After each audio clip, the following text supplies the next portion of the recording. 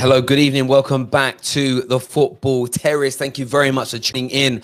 Arsenal Football Club have had a £26 million bid, plus a player rejected by Atletico Madrid for Thomas Partey. There is a buyout clause that is circa £45 million for Thomas Partey. Atletico have simply said we're only accepting cash. They probably would accept a player deal if they felt the player they were being offered was of significant value. But that isn't the case. It looks like it's Guendouzi. We all know Guendouzi is an absolute liability, lacks discipline. Imagine trying to give Atletico Madrid, who are a team built upon discipline, Guendouzi. Madness. £26 million. £19 million under the valuation, essentially, Arsenal are offering. And this is what we've spoken about on this show many times before. Arteta and Arsenal are going nowhere until they back themselves. You spend the right money on the right players for the right system. Arsenal fans, how embarrassed are you right now at this moment that you have a genuine possibility of signing one of the best one of the best defensive midfield players in the world for a cut price of 45 million, and you won't pay more than 26 million pounds. This has been confirmed, of course, by Fabrizio Romano. And the interesting thing is Arsenal have reportedly today told Atletico that they will not pay the buyout clause. Now, it could be posturing, it could be negotiations, but history tells us this deal is dead as far as I'm concerned. We're taking calls via Skype. We're going to try and put the Skype calls through. Hopefully you can all hear them. The details to do that are inside the description below. But do me a favor before we go any further. Hit that like button, please. We want to try and aim this transfer window to hit 1,000 likes per video as an example. We'll, of course, interact with some of your live comments as well. Want to know what you're all thinking, feeling, and saying. It says here the release clause is 50 million and they are offering 26. Bro, but that's 50 million euros. They've offered 26 million pounds. It's 45 million pounds, essentially, and they are not prepared at all to pay it. It's a travesty. It is. We've got Abs on the line here. Abs, welcome to the Football Terrace. What do you want to say? Abdul? Okay, he didn't speak. Call through, though, if you want to come on and have your say. Skype lines are open. I'm not sure if the sound's going to... All right, see if this works. Hello, welcome to the Football Terrace. Who do you support? Can you hear me? Not really. Not really. No, I'm getting playback from you, bro. I need you to sort that out if you could. We've got Darkside User coming on here. Darkside User, what do you want to say about this preposterous bit of business by Arsenal? Well, there's no surprise there with Arsenal. They've always been known as the penny pinchers when it comes to the transfer deals. So I'm not really surprised there, really. Yeah, I get that, mate. I mean, it's... Yeah, I've got a reply here from Kieran from AFTVFC, the goalkeeper, on Twitter. He says, yep, unfortunately, Arsenal are doing exactly what United are doing with Sancho. However, Arsenal is a bit more fisting. It's like going to buy a pair of shoes. I don't know why Kieran, I don't know why you're bringing Man United into it with Jadon Sancho. We're not offering half the asking price. They want 120. They want about 100 million. We're not going in with like a 50 million pound bid and Phil Jones as a bargaining tool. It's not the same thing at all, in my opinion. Yeah, go on. We all know Arsenal's got the biggest joke for the transfer ever when they offered £40 million and 1 pence for Luis Suarez. Now, you know, that's got to be the biggest joke of a transfer offer ever. So, you know, mate, I'm not surprised at all. Elite KJ is on the line with us now. Bro, I mean, we actually got Arsenal fans that are trying to equate this to how we're negotiating Jadon Sancho. I mean, how outrageous a claim is that? How outrageous a claim is that, KJ? No one is, yeah. They're trying to grab onto any hope that they can that this will go through, fam. Like, listen, this stinks of Suarez 40 million and a pound deal, fam. That's what this thinks of. They know their board is inept, fam. It's peak, fam. I know ours is slow, but at least when we go after a target, it might take 6 weeks, but we get our target. These man, they couldn't find a centre back in time, so they decided David Luiz. I love to see it, man. Do you know what's mad, right? If I take my Man United hat off for a minute, right? It's sad to see, though. It's sad to see, like, I'll give you an example. I don't really listen to rap music, right? But who's a credible rapper from like the 90s and noughties? Someone like Snoop Dogg, would you say? Would that be fair? Okay. Yeah. It's like Snoop Dogg bringing out a brand new song, but the singer that's in the background, instead of it being Justin Timberlake or anyone like that, you know, it's Peter Andre. That's how I see Arsenal. It's like Snoop Dogg doing a duet with Peter Andre. Or do you get where I'm coming from? It's almost like, oh, why are you cheapening yourselves? That's how I look at Arsenal. And listen, they can do whatever they want to do. Right, go on, mate. Go for it. It's like, you know, with the Timo Werner deal with Liverpool, and now that fell through because we was like angling the price or whatever. But we're in a different position to where Arsenal, this is a bargain deal for Arsenal, and they're trying to penny pinch. And Thomas Partey, and this is the mad that's mad, right? I'll always back Arsenal in the sense of they don't need Champions League football to attract all big players. Some big players will come to them because they're a massive club, a huge institution. But this cheapens you. And what they could end up doing is the same that happened. Now, look, Thomas Lemar hasn't gone on to do wonders, right? But who knows how things could have been if he went to Arsenal. They told him in around the April of that summer, we're coming in for you. We're going to pay, we'll pay whatever is required of us to get you in. We're coming. Arsenal then didn't make a single bid after they were rejected early on. They barely made contact with him all summer. And on the final day of the transfer window, they stuck in a 90 to 100 million pound bid for him.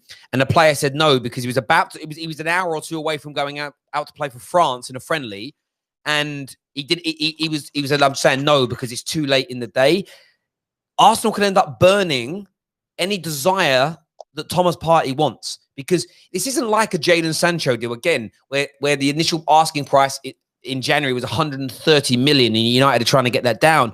You're talking 45. If right now Jadon Sancho had a 50 million pound buyout clause and we were haggling over that, I'd be doing my absolute nuts. That's the thing.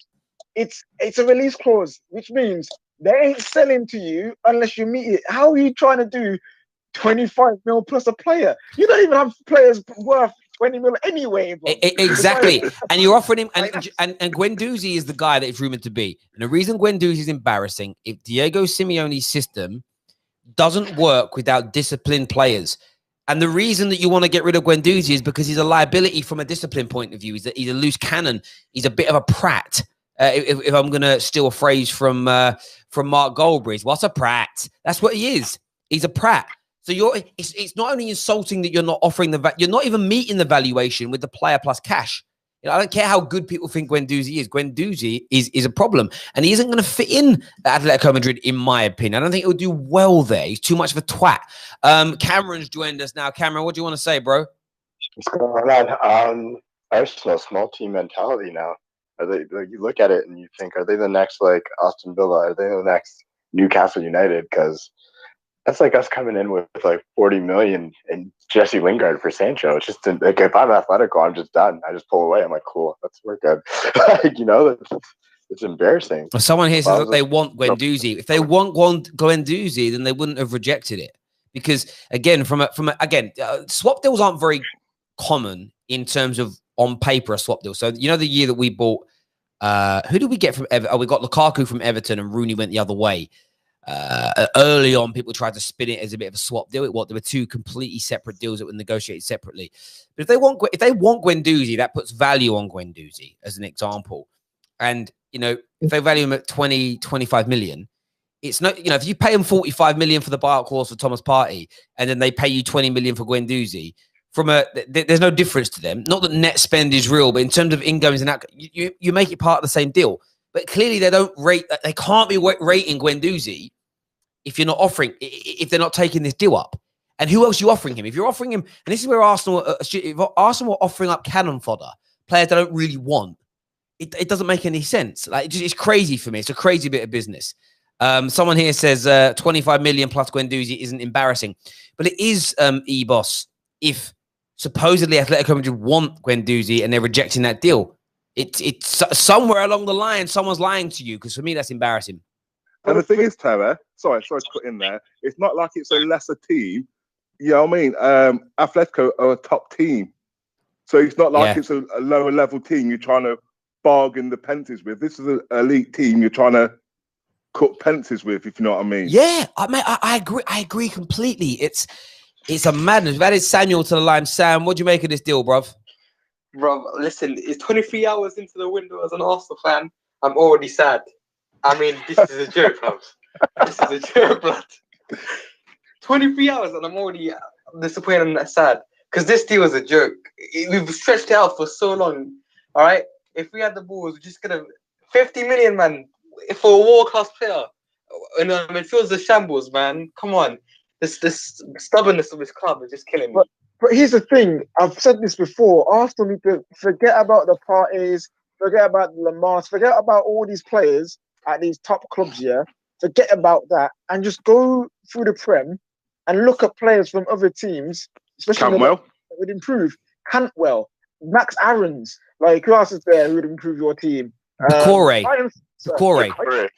The thing is, it's this Premier League text or whatever. Yeah, not a text, but the Premier League clubs ask for more money. So look at Richarlison, £50 million, and Sigurdsson for 40 million. I mean, they ask for more money than other clubs. Well, you man shagged Everton out of 40 mil, so I wouldn't go back to them at all after that Iwobi deal. But that's also what's embarrassing about this. You sold Iwobi, who listen, I actually fell out. Kelechi and me haven't really spoken since, because I felt that he defended.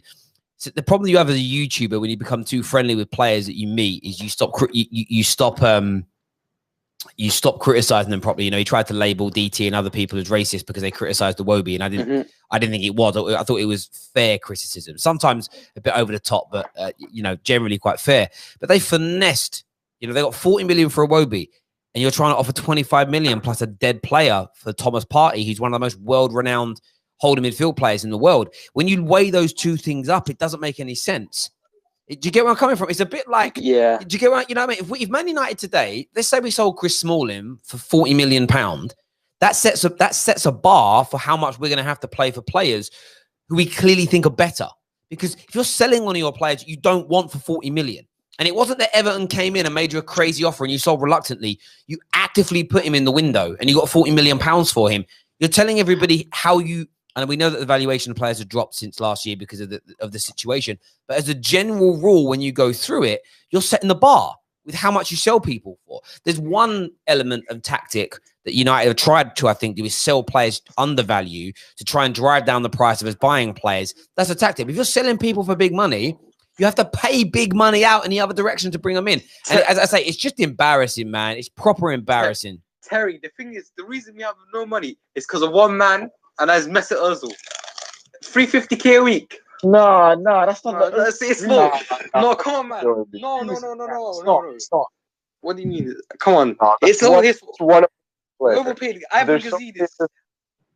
No, you don't have money because Stan Kroenke doesn't want to spend money, and your board's just they're cheap, man. And now you're falling down in the table. You're not getting as much prize money year after year after year. That's why you don't have money. The thing is, the Rams aren't even that good. The Rams play in the best division, and not even that good. They're the worst team in the division. So, I mean, that's different. The way American sports is different. You don't have to do the best every year and to do well. Like that's a whole different kettle of fish, bro. Yeah, it's the thing. Exactly. And the thing is, it's like I just think with Arsenal now, it just seems like he doesn't care as much about the team.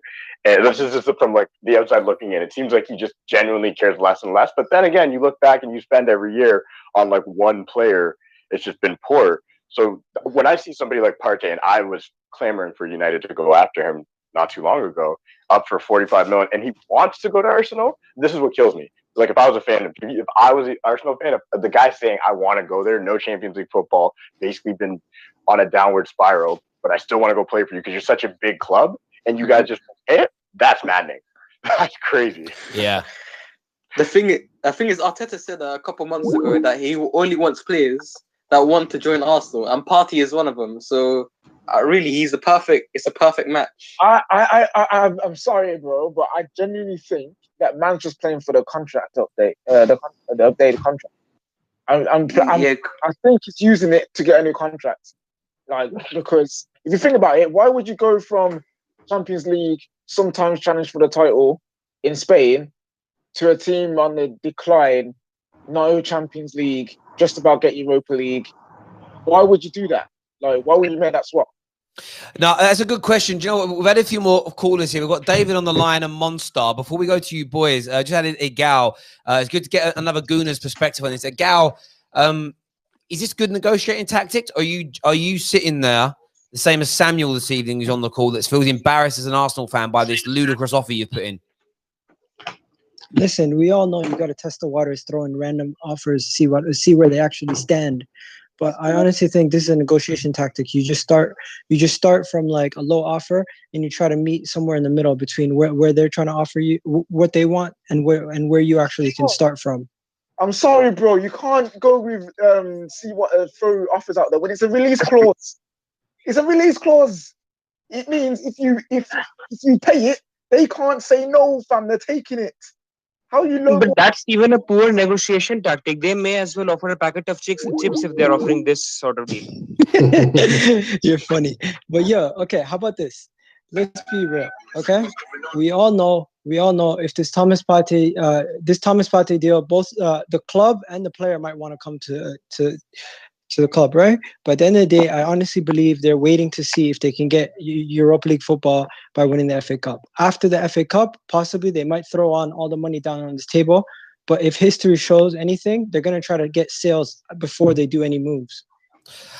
I understand that, and look, they may end up coming back in, and if they do, then again, But for me, I look at Thomas Partey. We all know how good he is, and I think he's willing to join Arsenal. But 45 million for him is still a snip. Even in this market, it's a snip. And I get why you want to try and save money. But I think you're not in a position to do that. Pay the buyout clause. It's what Chelsea did when it comes to Werner. They didn't want to mess around. Like, boom, we'll pay it. And it was Chelsea's speed of putting that money in. And I'll tell you why you want to get it done sooner rather than later. And I mean this. If Man United, if Liverpool, if City, just to name three, maybe even Tottenham, if any of those teams come in now and pay the buyout clause, he will pick them over Arsenal. And, you know, the journalist I spoke to, who is fairly close to the deal, that covers about 4 or 5 different countries in Africa, he covers from a sports journalist point of view. He said that the player would prefer Man United, but Man United haven't made the moves. He was impressed that Arsenal would really kind of come in strong for him and said, we want you. It turned his head. Well, if that's happened once, it can happen again. If Arsenal actually now sit there and they look reluctant and suddenly City go, listen, Thomas, we need someone like you. We're going to pay the buyout clause tomorrow. Are you interested? That's when I see you losing out. And again, I think sometimes you're in a position to right now, Jadon Sancho wants to join Man United. We've got the position and room. But like I've said all along, if City or Liverpool suddenly start knocking on the door, there's no time. Same thing happened with Maguire. We were trying to negotiate the price down. It was beginning to go in our favour. Then City came in and said, right, we'll pay £80 million for him then. And then we said, okay, we will. And then Leicester said, well, who's going to pay the cash up front? City said no. We said yes, so we got him. And it sped up as soon as City came in. That's the risk you've got now, Arsenal, of losing out through trying to be too frugal. And I would be concerned if I was an Arsenal fan. It's not like with Sancho. We are like, as a United fan, we are offering at least 80 to 85 million. We are not offering 50 million or something idiotic like that. Arsenal are being silly, in my opinion. The thing about us, is we're trying to swap Guendouzi, but the only club I can see taking Guendouzi is Barcelona, because their board is just stupid. I was about to say why. Listen. How about this though? Does it not? Don't you feel like as a player, if a club is showing interest in you and they've constantly been speaking with you, negotiating with you, been in contact with you throughout the whole process, wouldn't you have some decency to say, hey, if you guys come with the correct offer, I'm going to pick you over the person who comes in last second? No. Bro, contract is contracts at the end of the day. He hasn't promised. So go on, David. He's not promised to anyone that he's going anywhere. You have to offer him the money and the contract in order for him to go. he's got no loyalty to you at all. We've seen. Give you some examples of real things that have happened. William had done his medical at Tottenham. He went to Chelsea. That's one example. Miguel signed for Man United, and then he went to Chelsea as an example. Ozil did his medical at Arsenal and then sat around for about 2 hours before finalising the deal because he got wind that Man United were going to come in and make an offer, so he didn't want to make sure he committed. These things happen all the time in football. You know, some have gone against us. Ian Robin was almost nailed on to happen, ended up getting Chelsea. Gaza shook hands with Fergie and agreed to join Manchester United. And and then he ended up going to Tottenham. These things happen on a regular basis in football. Unless you get a player who's grown up and it's been his dream to be at that club, it's very hard to nail them down. Somebody can always come along and be like, great. You know, if I just offered you a job here, Gaza, I'm going to pay you X amount. You go, wow, it's more than anybody else pays me. I'm going to pay you this, pay that. And you're like, yeah, I'm going to come sign with you. And then AFTV come in and they said, actually, we're going to offer you a little bit more money. We're going to give you twice as many shows and, you know, we're a bigger channel. I would expect you to change your mind. I would actually slap you in the face and call you stupid if you didn't. It's a madness. These things happen all the time. So I think we just need to be realistic of that. But listen, everyone who's come on, cheers. I've got to shoot because I can hear a kid screaming and I'm looking after him. So listen, I appreciate you all coming on. Yeah, but you know the Partey deal is going to happen the moment Arsenal put down the 45 mil. Yes, It happens, and it will. But they need to put the money down. If they don't, and somebody else comes in, I'll take a phrase from Rocky V. The only good part of Rocky V was this phrase: don't watch the parade go by. And I think that's what Arsenal need to do. And it'd be a feel-good factor. You land it now, and all the bitterness that Gooners are feeling right now, a lot of that dissipates if you announce Thomas Partey. It simply does, because it gets people excited about next season. And remember, that's only 6 weeks away. Man. Okay, we'll come back to this and see if it does. It's going to happen. It's going to happen. I'm telling you guys, it's going to happen. Terry, can I just say something before you go? Yeah, of course. Go on, Monster. Go on, mate. Monster, go on. I thought you only covered the top 6 teams.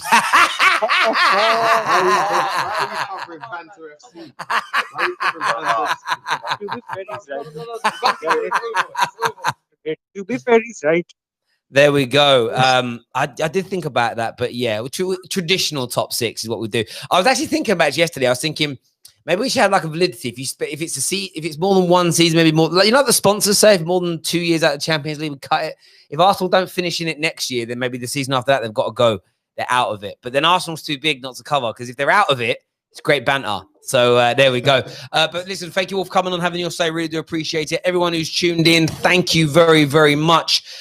Do me a big, big favor. Hit the like button, share button, retweet button. And we'll see you all again very, very soon. Bye-bye.